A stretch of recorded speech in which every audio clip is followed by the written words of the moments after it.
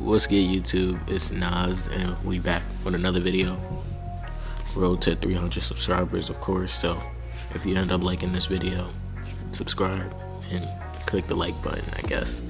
But in today's video, we're going to be talking about role players and their careers. Like, when I'm talking about role players, I'm talking about key role players that led to a championship or helped assist to a championship, and we're going to be looking at their careers before they became a champion, I guess.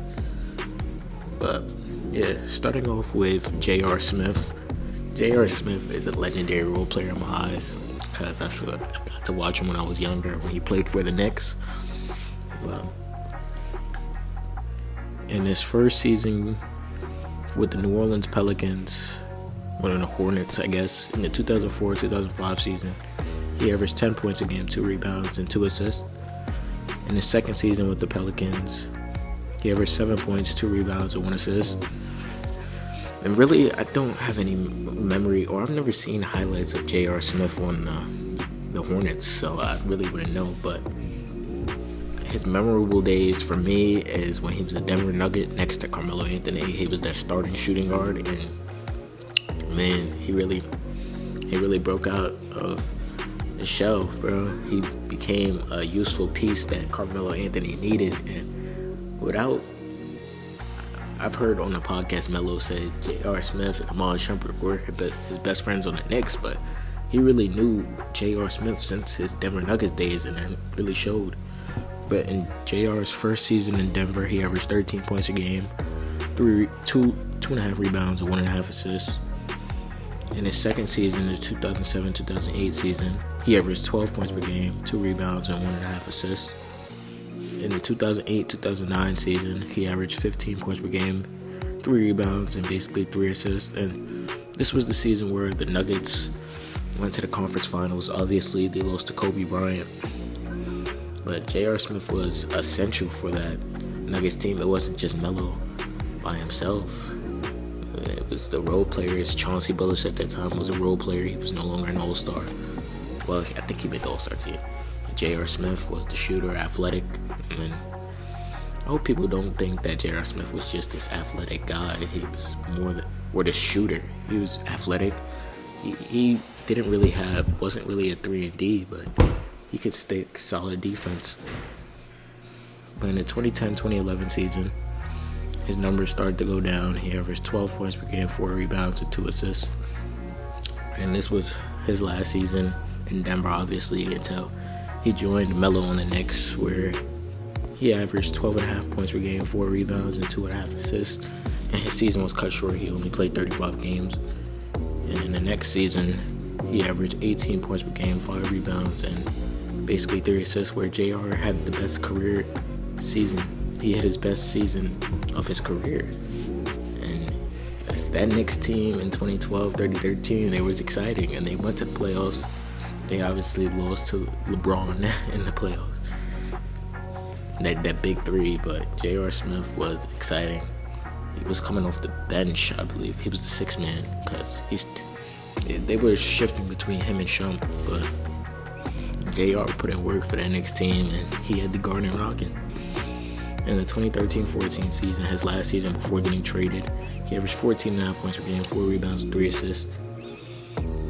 And in the 2014-15 season, the year he got traded, 24 games with the Knicks, he averaged 11 points per game, 2.5 rebounds, and 3.5 assists. And as I said, Melo was tight that they decided to blow it up.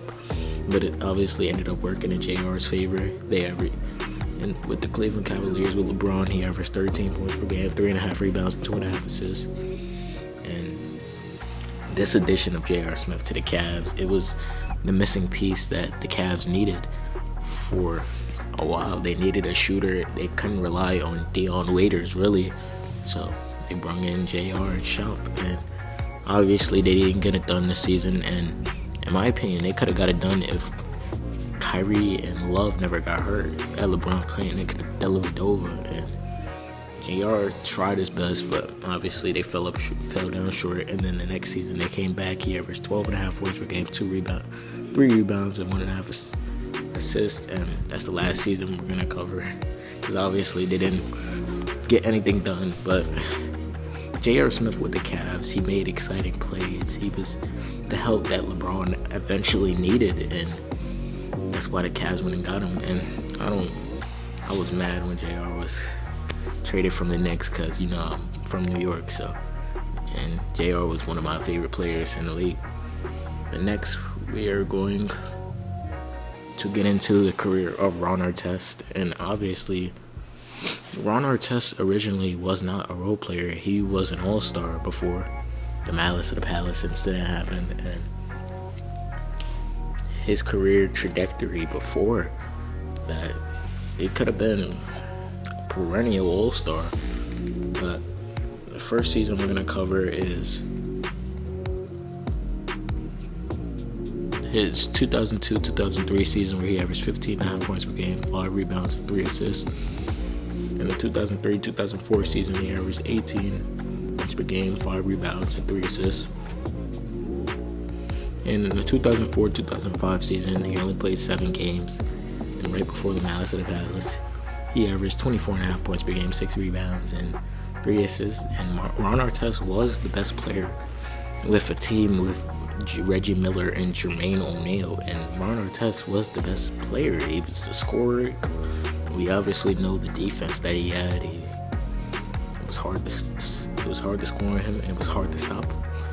And obviously, he was never really the same. But he came back the next season, played 16 games. He averaged 19.5 points per game, 5 rebounds, and 2 assists. And it was really never the same for him. 2005-2006 season, he averaged 17 points per game, 5 rebounds, 4 assists. In the 2006-2007 season, I forgot to say that he was eventually traded to the Kings, but yeah.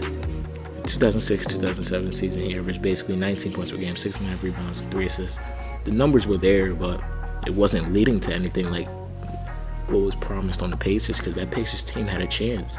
They just came off a finals appearance too. In the 2008-2009 season in Houston, he averaged 17 points per game, 5 rebounds, and 3 assists.